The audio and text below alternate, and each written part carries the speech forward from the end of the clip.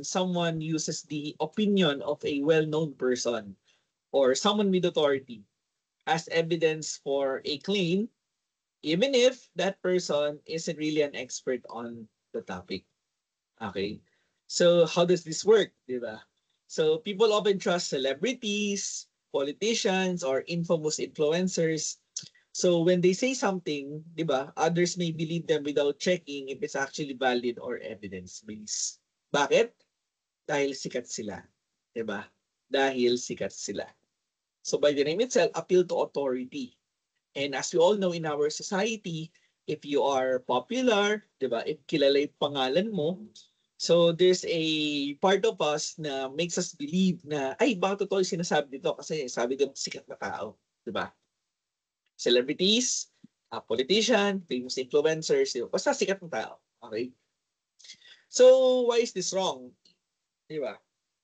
So it's wrong because just because someone is famous or respected in one field doesn't mean they know everything about the other topics. Diba? Expertise is specific. Diba? Oo, sikat siya. Oo, celebrity siya. Oo, politician siya. But it doesn't necessarily follow na alam niya lahat. Okay? So, for example, this new diet must be effective since it's endorsed by a celebrity. Diba? How is this a fallacy? It's because to begin with, celebrity should always look good. Di ba? It always look good. But diet is not simply about looking good, but there is a scientific evidence behind it. Di ba? This is a scientific academic affair. Di ba? And if a celebrity, di ba, hindi porket popular siya, hindi porket famous siya, he or she can say something on a specific diet, especially kung wala namang background. Okay? So for example, madalas, especially in the field of beauty, sasabihin natin na, kaya sa mga nagbebenta ng mga cosmetics, ang sasabihin, nako sir, ma'am, ano po, this skincare product is effective kasi endorsed po ito ng famous actress namin or actor, di ba? Ginagamit po nila Piola Pascual, nila Marian Rivera, di ba? Maganda po ito kasi ginagamit po nila. But the question is, yung sales lady ba, or rather, wag yung sales lady, but rather yung mga actors and actresses, are they dermatologists to begin with, di ba? Do they have scientific proof na kapag ginamit yung makeup na yon ay talaga namang mag-iiba yung pagkatao ng tao, di ba? Even though they're celebrities, of course, they have fame, they have money, di ba? It does not follow na ginamit mo yung itong skincare product na to, maging katulad ka nila, di ba? Sa Tagalog, sabi ni Mama, ako raw ang pinakagwapong lalaki sa mundo. Dahil ko pa si Piolo Pascual. Diba? Laks. Of course, mama mo yun eh. Nasabi talaga ng mama mo. But the question is, with respect, di ba? Expert ba siya sa pagdating ng global beauty standards? Di ba? Nag-judge na ba siya ng Miss Universe? Di ba? Para sabihin mo na ikaw yung pinakagwapo sa balat ng mundo. Di ba? Mama mo yan eh. Di ba? Of course, may authority siya over you. Pero mama ko ba yan? Di ba? So, that's how we use the argument to ad verecundiam. Okay? So, like what I said, just because someone is famous or has a title, it doesn't mean they are knowledgeable about everything. Diba? Hindi porket magaling sila sa isang bagay at sikat sila, ay alam na nila ang mga bagay-bagay. Okay? So, how do we avoid this fallacy? So, we always check if the person cited, diba, yung binanggit nila na reference, is actually an expert in that specific topic. And we look for real evidences and not merely endorsement. Okay? So, hindi porket sikat, okay, hindi porket sikat ay paniniwalaan na agad natin. Especially kung wala siyang expertise. Okay? You follow? Nasusundan? Okay. We always look at the credibility. We always look at the expertise of the person saying the claim. Diba? Kumbaga, pag masakit yung tiyan mo, kanino ka maniniwala? Sa doktor? Diba? Doon sa doktor? O doon sa tropa mong alam mong binabaliw ka? Diba? Doon pa lang, alam mo na kung sino paniniwalaan mo. So that's how appeal to authority works. Okay? Next is argumentum ad ignorantiam or the appeal to ignorance. So this is defined as assuming something is true simply because it cannot be proven false. Okay? So how does this work? So people or some people may use the lack of evidence against something as if it were proof for something, 'di ba?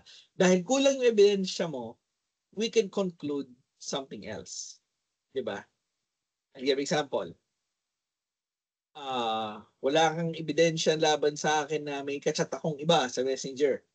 So it only shows na loyal ako, 'di ba? Dahil wala kang ebidensya laban sa akin, I can claim na loyal ako, 'di ba? Pero what if nandi-delete ka pala ng conversation, 'di ba? Wala kang ebidensya. Nandun pa ba yung loyalty? Kasi dinelete mo yung messages, 'di ba? Dahil kulang ka ng ebidensya, it doesn't necessarily follow na totoo agad yung claim of a certain something. Okay? So why is it wrong? Because a claim isn't automatically true or false just because it hasn't been proven. Okay? We cannot form a conclusion without the evidences. Diba? And that's argument of ignorance. Gumagawa agad tayo ng conclusion without the evidences. Whether it's true or false, but without evidence, there can be no conclusion. Okay? Truth depends on evidence, not on what we do not know. When they say do not know, ibig sabihin, there's nothing, di ba? Walang ebidensya. Okay? So, for example, there must be a higher power since we cannot explain the origin of the universe. Or there must be ghosts, di ba? Totoo mga multo because no one can prove that they don't exist. Oh, di ba? There are ghosts because no one can disprove that they don't exist. Okay? For example, sa Tagalog, sasabihin natin when we're going out, ako, hindi masarap dyan, di ba? Hindi ata masarap dyan, tingnan mo, walang katao-tao na nakain. So, ganun ba? Porket walang nakain doon, ibig sabihin, hindi masarap yung food or restaurant doon. Bakit? Kasi baka mamaya bago bukas lang sila. Di ba? We cannot conclude already something if the evidences are lacking. Di ba? Hindi porket walang tao, hindi agad masarap. Because sabi nga, on the flip side, baka mamaya bago bukas lang sila, di ba? Okay, hindi pa sila ready mag-serve, di ba? Nagkataon na dumaan ka lang doon. Okay. So, why is this a fallacy? Because the burden of the proof lies on the one making the claim. You don't prove something by pointing out what others cannot disprove. Okay? Again, hanggat wala kayong ebidensya, di ba? You cannot claim that something is either true or false without the given evidence. Sasabihin mo, walang ebidensya. Sige, okay na yun. Hindi pwedeng ganun. Because that's appeal to ignorance. Diba? Mas pinipili mong huwag alamin. Diba? May choices ka, may maaring evidences ka na mahanap, but you chose not to look for it. Nag-conclude ka na lang. Okay? So that's appeal to ignorance. Okay? Questions? May tanong po kayo as of now? Susundan po, kahit pa paano.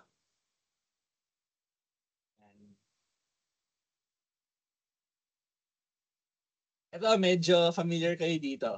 The fallacy of hasty generalization. Okay? The part constitutes the whole. Okay? So this is drawing a broad conclusion from a small or unrepresentative sample of evidence. So what is it? So this fallacy involves making a broad claim based on a small item. Ano ibig sabihin nito sa Tagalog? Hindi porket nangyari siya once or twice, makakabuo ka ng conclusion. Or in terms of quantity, hindi porket ginawa siya ng isa, dalawang tao, pwede mo siyang i-apply sa lahat. Okay? Why? How does this work? So people, including us, we sometimes experience some things a few times, di ba? Nangyayari. Once, twice, thrice, di ba? And then believe it applies to everyone or everywhere. Di ba? Nangyari sa atin ng ilang beses, so ito na talaga yung mangyayari from here on out. Okay, so that's hasty generalization. Okay, let's look at the example. Diba? I met a few rude tourists from a particular country. Diba? So all people from that country must be rude. Diba? Pupunta ka lang sa isang lugar, tapos isa, dalawa sa kanila, parang hindi ka tinulungan, hindi ka pinansin, sinigawan ka, you're going to overgeneralize them by saying, naku, lahat ng tao dito ay ganyan. Okay? So, for example, grabe, di ba? May nakasakay ako sa jeep na dalawang taga-MMCL, mga fallacies sa pinag-uusapan nila. Siguro mga matatalino, siguro mga estudyante doon. Di ba? The question, di ba? Dalawa lang naman yung nakasabay mo. Diba? How about the rest? So technically, hindi ganun yun. You cannot generalize based on two people. Okay, that's hasty generalization. So we always check if the sample is large enough and representative. We do not generalize too quickly. So by the name itself, hasty generalization. Diba? The part, diba, yung iilan, they cannot constitute para dun sa kabuuan. Okay? Dun sa kabuuan. I don't know if na-experience nyo ito nung high school or your senior high, lalo na pag merong matandang maestra or teacher. There's always a group ng mga makukulit sa classroom. Diba?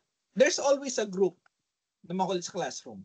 Mga 3, 4, 5, na sila yung mga sakit ng ulo ng mga teachers. Diba? Tapos kapag napuno ng teacher, ano sasabihin nila? Hoy, kayo na! Kayo na! Kayo na ang pinakamalalang section na nakukuhakan ko. Okay? You are the worst section that I have handled in my entire life. Oh, ay nadamay ako. Eh sila lang naman yung may kasalanan, damay tuloy buong section namin. Diba? That's hasty generalization. The part constitutes the whole. Diba? Even though 5 lang naman talaga yung sakit ng ulo ng teacher na yon, nadamay yung buong section. So that's example of hasty generalization. Okay? For example, sa Wizard Secret Files. Oo, nagbabasa din po ako doon. Wizard Secret Files. May na-approve yung post na admin na ano, wag kayong makipag-date sa engineer kasi ganito, ganyan. Kahapon. Tapos mamayang gabi may nag-post na naman. Shoutout sa'yo, Mr. Engineer, ganito, ganyan. Today. Tapos bukas may nabasa ka naman. Noong nalaman ko yung niniligawan kong babae, engineer, Diyos ko po, kaya pala siya ganon. Engineer na naman, red flag na naman. So nakita mo siya kahapon, today tsaka bukas, ano sasabihin mo? Lahat ng engineer talaga mapanakit. Wag na. Diba? Ang tanong, lahat bagay niligawan mo. Lahat bagay kilala mo, nagayon. Diba? That's hasty generalization. So in a way, para siyang discrimination, diba? Ostracizing. But it is what it is. Okay? So, ayun nga, like I said earlier, why is it a fallacy? Because this fallacy of hasty generalization is basing conclusions on a small sample which can lead to inaccurate generalization. Diba? Hindi porkit nakita mo lang siya sa small sample, i-apply mo na siya sa lahat. Okay? For example, yung bait naman ni Sir Ebron, grabe. Siguro lahat ng professor sa MMCL ay mababait talaga. Hindi ko sasabing hindi, okay? Hindi ko sasabing hindi. Pero that's for the sake of example. Okay, for the sake of example. Hindi porket na-experience siya once or twice sa isang prof, lahat na ay ganun. Okay? That's for the sake of example, ha? Disclaimer po yun, okay? Mabait naman lahat ng prof sa MCL, di ba? Mabait naman. Believe me, mabait naman kami, okay? Next, so wag kayo malito, this is Latin. This is post hoc ergo propter hoc, which means after this, therefore, because of this. Okay? So this is assuming that because one event happened after another, the first event must have caused the second event. Okay? So remember class in science, we discussed about cause and effect, di ba? Cause, yung dahilan, and then effect, that's the byproduct, di ba? Cause and effect, di ba? So the cause, umulan, the effect, basa ang lupa. Di ba? Cause and effect. Bakit basa ang lupa? Kasi umulan. Di ba? Cause and effect. So how does this work? So people look at sequences and assume causation without proof. Hindi porket nangyari itong bagay na to, ito yung dahilan kung bakit ito yung nangyari. Okay? Agad-agad, immediately. Okay? For example, wala na ito. Ma'am, ever since I started wearing my Lucky Socks, I've been getting straight A's on my test. They must be magic. Okay? So, ibig sabihin, kaya ka nakakauno sa mga exams, di ba? Kaya maganda yung grades mo ay dahil doon sa medyas na yon.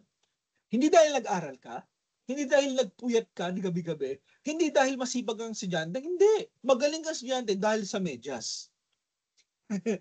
Di ba? Bakit? Ang sabi mo, simulan sa mga medyas na yon, ang tataas ng score mo. Di ba? So, hindi mo yung dahilan. Hindi ikaw yung magaling. Yung medyas mo yung magaling. Di ba? That's example of a post-hoc. Di ba? Oh, ito, example. Based on true experience, di ba? Grabe. Biglang sumakit yung tiyan ko. Nakasalubong ko lang si Sir Ebron kanina na sumakit agad yung tiyan ko, nabali sa ata ko. Malas. Di ba? Di ba may ganyan mga Filipino traditions tayo or beliefs? Naku pare, sumakit tiyan ko eh. O nangyari, sinakasalubong mo, Sir Ebron eh. Naku pare, nabalis ka. Malas talaga yung professor na yun. Di ba? That example ay post-hoc. Hindi ba pwedeng may kinain ka kaninang umaga na hindi goods? Di ba? Tapos dinamay mo na lang agad ako kasi ako yung immediate na nangyari before sumakit yung tiyan mo. Okay? So that is the example of a post-hoc. Sinisisi natin yung what happened rightly before even if there's other reasons for it to happen. Okay? For it to happen. So why is it a fallacy? Diba? Just because two events occur in sequence doesn't mean one causes the other. Okay? There could be other factors or underlying conditions contributing to the outcome. Okay? I'll give you one more example based on true evidences. May tropa ako, tapos meron siyang nililigawan. Okay. Tapos, ang tagal niligawan, mga almost 1 or 2 years. 1 or 2 years. Tapos lagi siya nahingi ng tulong sa akin bilang wingman. Ganun. Pero hindi ko pa nami-meet yung girl. Ganun. Ganun. Tapos one time, nung I was around the area, in-invite niya ako para mag-lunch at tayo mag-dinner. Basta kumain kami somewhere. Tapos yun yung time na namit yung babae. Okay. Namit yung babae. Kasi yung usual, kwentuhan, tawanan, gano'n. After a few days, sabi nung lalaki, nung kaibigan ko, sabi sa akin, pre, ayaw na sa akin magpaligaw ni tago na sa pangalan na, teka, baka may makita ang pangalan ng babae dito, hindi ikaw yun eh. Okay, itago na sa pangalan na Athena, kunyari Athena yan. General, hindi yung pangalan niya. Okay. Pre, ayaw na ni Athena magpaligaw sa akin. Oh, bakit naman? Alo ba good sa'yo? Kumain nga tayo one time, ang saya sa inyo pang dalawa, di ba? Parang nga kayo na eh, pero sabi niyo, hindi pa kayo, di ba? Sabi, yun na nga pare, wala steak. Nung nakita ka, after nung makita ka, biglang wala eh. Biglang nagbago eh. Diba? Hindi na nagana yung luma kong tactics, yung gano'n. Dahil ata sa'yo, kaya hindi na ata nagpaligaw sa akin. Sabi sa'yo, grabe ka naman sa akin. Nung nagkita lang kami, ayaw na agad sa'yo. Paul, hindi naman kita gaganin, di ba? Pati in the first place, hindi ko naman kasalanan yun. Lo and behold, napag-alaman namin na during that time, na yung friend ko ay nililigawan itong si Athena, meron palang another guy na nanliligaw sa kanya. Yung kaibigan ko pang IG, pero yung isang lalaki pang Facebook. So after a few months, di ba, nung tumigil siya na panliligaw, naging sila nung other guy. Tapos what happened is, nagkita ulit kami nung tropa ko, tapos humingi naman siya ng sorry sa akin. Kasi hindi kami nagkausap after nung nagkapansinan. Nag-sorry siya. Na lumabas nga din katotohanan. So, doon ko naintindihan itong posok na pero hindi ko naman kasalanan. Pero bakit mo sinisi sa akin? Diba? Wala, ganun talaga. So, the example of posok, hindi porket nangyari isang bagay, kanyari, yun nga, nakita ko ng babae, dahil nagkita kami, hindi na siya nagpaligaw. Hindi pala, di ba? There's something other reasons for that. So that's a post-hoc. Okay? That's a POSOK. So we look at it that way. Hindi porket nangyari isang bagay immediately, ikaw agad may kasalanan. Okay? One more. Sa bahay, di ba? Pag may hinarap kang gamit, tapos nasira, ay sasabihin, ikaw na pag-iwanan, ikaw na paghulihan, ikaw may kasalanan. Even if before, di ba, baka meron talagang ibang nakasira na napag-abutan ka lang. So that's POSOK. Okay? I hope nasusundan po ninyo. Do you follow yung POSOK? Okay. If yes, kindly send me a reaction to check that you're still there. At nagagets niyo yung mga analogies natin on how are these informal fallacies. Okay? Next, the slippery slope, the OA fallacy, that which I like to call. So this fallacy assumes that taking a small initial step will inevitably lead to a series of increasingly worse outcomes, often presented in a dramatic and exaggerated way. Okay? So what's it? What is it? Sorry. This fallacy argues that a small step will lead to a chain of extreme and unlikely events. Sabi nga sa kanta, maliit na butas, lumalaki. Konting gusot, dumadami. Okay? So people exaggerate possible outcomes to scare or convince others. Diba? For example, sasabihin ako matatanda, ay nako, mga teenagers nowadays, lahat nagyoyosi, lahat nagbe-vape, tama, maya-maya, makukulong at magdodroga na yan. Diba? Why? Simply because they saw teenagers smoking and vaping, diba? It will automatically lead them to prison. Diba? Kaya ito, diba? Huwag mo iwawalang yung ballpen. Bakit? Imagine mo to. Pag nawala yung ballpen mo, hindi ka makapag-notes. Hindi ka babag-notes, wala kang aralin sa exam. Dahil wala kang inaral sa exam, babagsak ka. Dahil bumagsak ka, madidelayed ka. Pag na-delayed ka at bumagsak ka, maaaring hindi ka graduate. Dahil hindi ka graduate, hindi ka trabaho. Dahil sa Pilipinas, kasi ang taas ng requirement natin. Dahil wala kang trabaho, wala kang pera. Diba? Dahil wala kang pera, magugutom ka. Dahil nagutom ka, ma-hospital ka. Dahil na-hospital ka at wala kang pera, hindi makakalis sa hospital. Ang gagawin sa'yo, mamatay ka na lang. What's the moral lesson of the story? Huwag mo iwawala yung ballpen mo. Diba? This is slippery slope fallacy. Imagine, pag namatay ka, ang sasabihin, ano, ka namatay niya. Wala niya kasi yung ballpen niya eh. Diba? It's okay. Diba? This is slippery slope fallacy. Okay? A certain event does not guarantee a certain outcome. Okay? So, how to avoid this slippery slope fallacy, di ba? We ask ourselves, is the chain of events realistic or exaggerated? Or there can be other possible outcomes, di ba? So, just because one action might lead to another doesn't necessarily mean it will result in a catastrophic outcome. Okay? Hindi porket one minor incident will lead to something big. Diba? For example, pag nagtrabaho na kayo, kunyari in corporate work, diba, you're working after graduation, huwag mo isipin na umabsent ka today, masisira na ang buong kumpanya. Okay? It doesn't work that way. Okay? Pumasok ka man or hindi, the company will still run. Kaya huwag mong iisipin na kapag umabsent ka na isang araw, ay masisira na ang buong kalawakan. Diba? That's an OA fantasy. Okay? The slippery slope fallacy. And next, the fallacy of weak analogy. Diba? Parang ganito lang yan, fallacy. Okay? So, this fallacy compares two things that are not similar enough to justify drawing a conclusion from one after the other. Okay? So, this fallacy compares two things that aren't similar enough in the relevant aspect. Bakit? Normal sa tao to try to explain one thing by comparing it to another.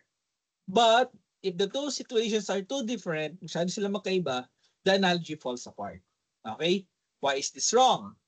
Because an analogy only works if the two things being compared are similar in key relevant ways. Okay? For example, studying for an exam is like cleaning your room. Just like a messy room makes it hard to find things, not studying make it hard to remember information. Pangit yung English. Yung Tagalog na lang, di ba? Architecture lang yan. Drawing lang naman yan. Kayang-kaya gawin yan ng bata. Di ba?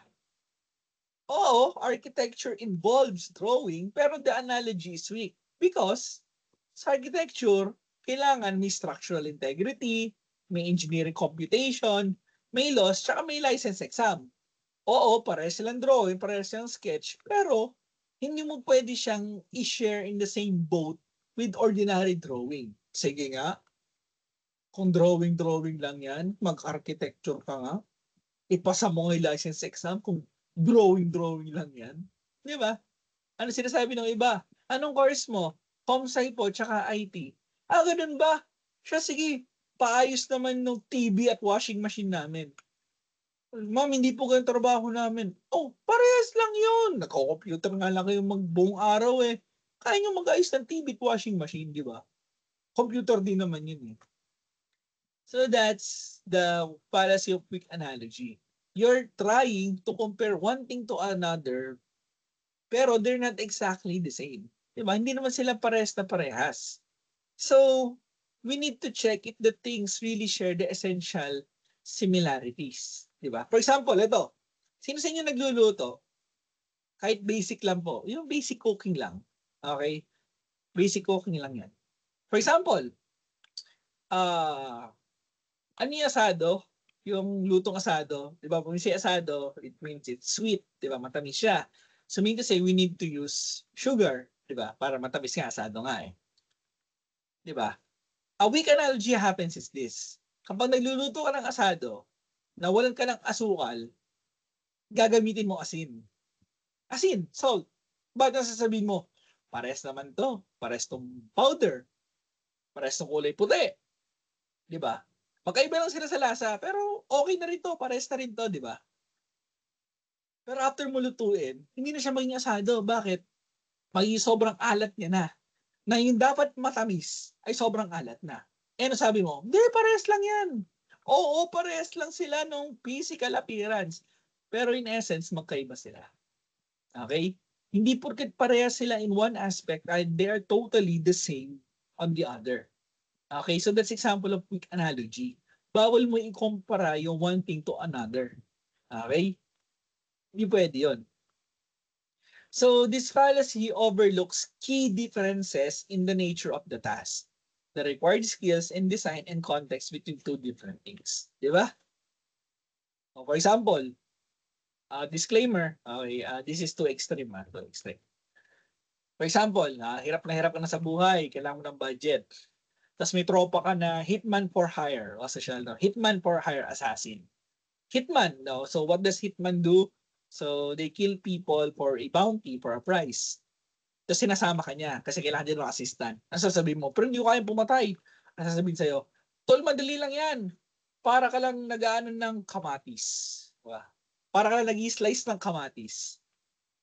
Like, talaga ba? Inanalogize mo ang tao sa kamatis? Di ba? Yes, they can be sliced, pero magkaiba sila. Okay? So the example of weak analogy. Okay? So sorry for the morbid example. It is what it is just to get the message through. Okay? Pero yan, disclaimer nga. Okay? So that's the fallacy of weak analogy. By the name itself, weak analogy. Okay? Next is petitio principii, begging the question. So this fallacy assumes that the truth of the conclusion that's being argued for, essentially restating the claim as a reason for itself. Ang tawag ko dito ay begging the question dahil pinapaikot-ikot ka lang nung usapan. Walang nadadagdag, walang nababawasan, paikot-ikot lang kayo. Okay? This fallacy occurs when the argument's conclusion is assumed in its premise. Okay? The reasoning is circular, paikot lang. Instead of offering real proof, the claim just restates itself. Okay? Why is it wrong? Because there is no new evidence which is offered. The conclusion relies on itself for validation. Diba? Gun control is bad because it restricts the rights of law-abiding citizens who need guns for protection. Okay? Another example. For example, in terms of religion, yung sasabihin nila, God exists because the Bible says so. And the Bible is true because it is the word of God. Di ba? Pinaikot lang. For example, napakahalaga ng pag-aaral. Bakit? Dahil importante siya sa ating buhay bilang mga mag-aaral. Di ba? Mahalaga ang pag-aaral kasi importante ito. That's the same thing stated twice. Okay? Des petitio principio, di ba? Wala naman na bago eh. Wala naman na dagdagan. Andun yung words na mahalaga. Andun yung word na importante. Di ba? Bakit siya mahalaga? Importante kasi eh. Bakit siya importante? Kasi mahalaga siya. Walang bago. Di ba? There's no new evidences.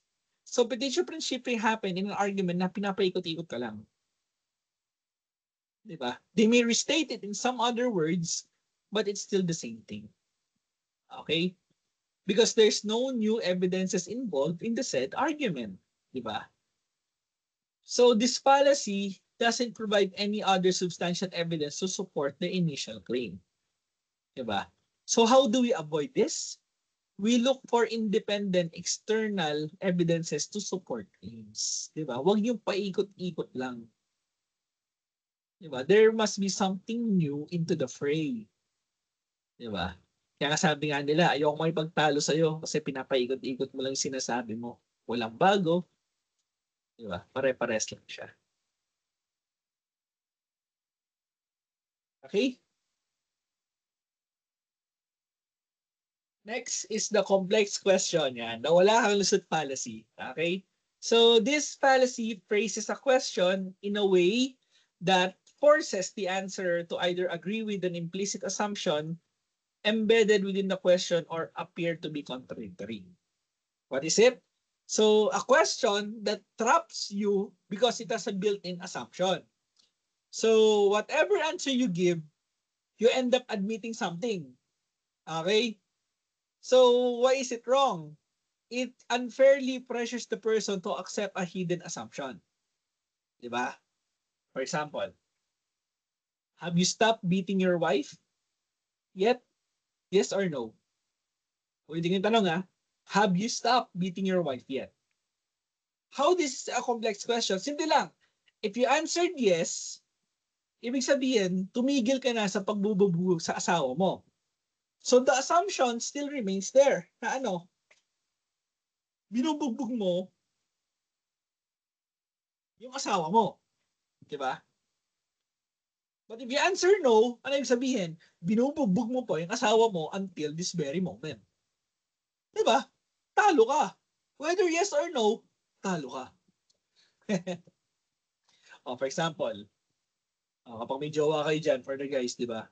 Kaya sa mga girls, babe, tingnan mo yung nasa counter, tingnan mo yung nasa cashier, parang kakambal ko.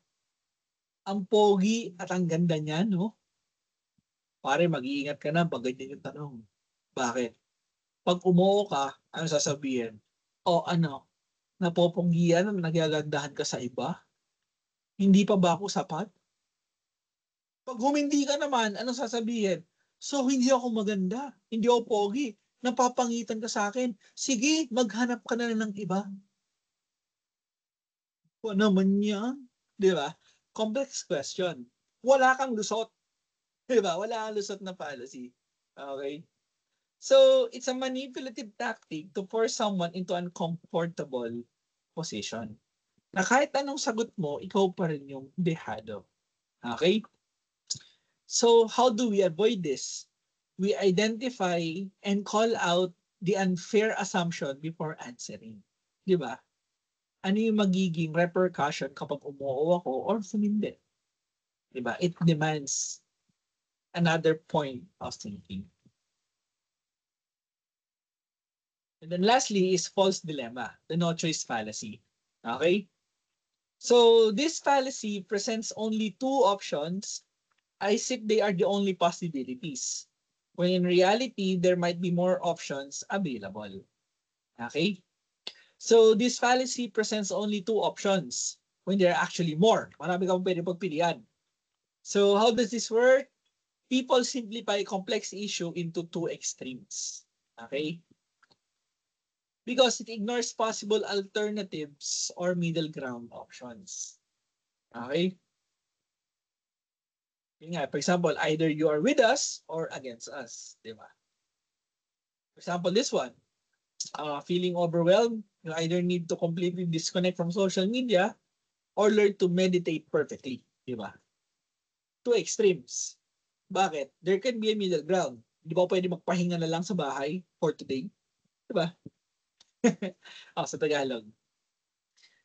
Pressure sa mga parents sa kanilang mga anak. Dapat may Latin awards ka sa graduation. Kasi kung wala, wag ka na lang mag-aaral. Di ba? Why is this a no choice fallacy? Because success has many forms, not just awards. Hindi lamang dapat makikita yung galing mo at halaga mo sa Latin award, di ba? Kasi hindi na nakita yung paghihirap, yung struggles, di ba? Or what do you do? So, the no choice fallacy, even if there are many choices, nagkakataon na iniipit ka lang sa dalawang distinct choice. Okay? Two distinct choices. So, this oversimplifies the issue. There could be various approaches to solve the particular problem or the argument. Diba? How do we avoid the no choice fallacy? We ask for other choices. Diba? Are there other possible choices or other positions that we can select? Okay? It's not merely a matter of yes or no, black and white, because there can be other positions along the way. Okay? So, these are the last 9 of the informal fallacies. Okay? Advericundiam, appeal to authority. Ignorantiam, appeal to ignorance. Hasty generalization, the part constitutes the whole, di ba? The post hoc ego propter hoc, after this, therefore, because of this. The slippery slope fallacy, weak analogy, petitio principii, begging the question, complex question, wala kang suit fallacy, and the false dilemma, the no choice fallacy.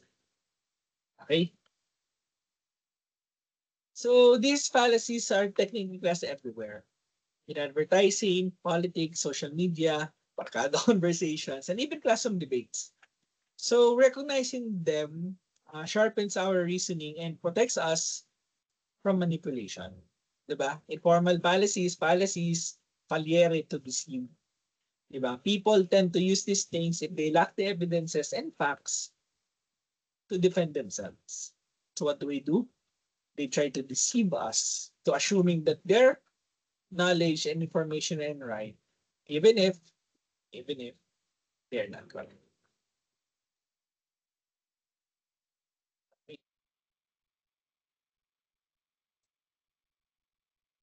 Okay, so do you have any questions? Any clarification in the second set of informal fallacies? Do you have any questions?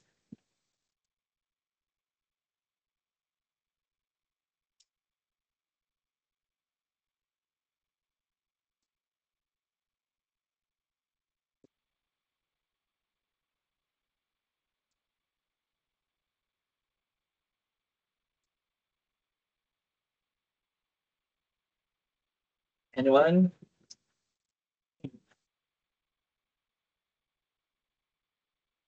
So relatively, the module 3 is really quite short and simple because the heavy hitters of logic have already been finished in the midterms in the module 2. So here in the finals, it's just the fallacies to which you need to be observative and to be aware of, especially in both scholarly works, informal fallacies, and informal fallacies in everyday conversations. Okay? So do you have any questions, other concerns, issues, thoughts, and ideas?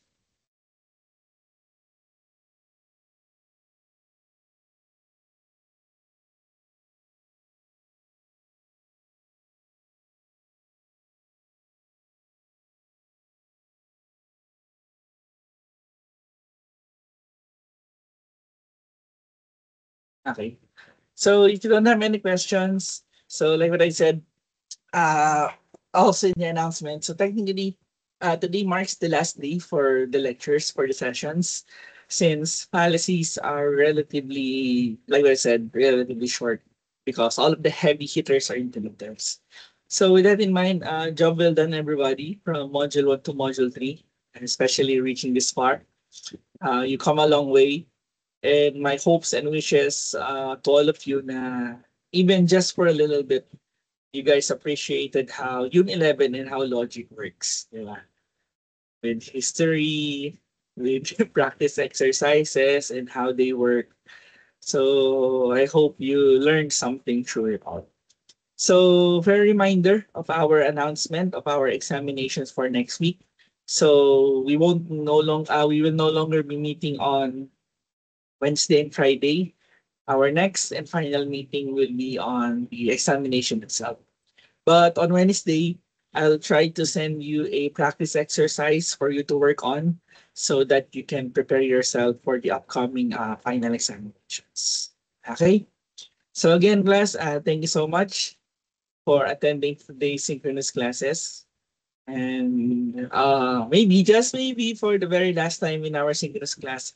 So thank you so much for everything, for your patience and understanding. So I believe you still have classes for today, on-site classes to be exact. So allow me to leave you early so that you can prepare for them. So thank you so much. Take care. Enjoy the rest of your day. And maybe for the very last time, guys, Thank you, sir. mag-ingat kayo kasi ingat ka ba? So thank you so much. Good luck with everything. So bye guys. Thank you. Goodbye, thank you po, sir. Sir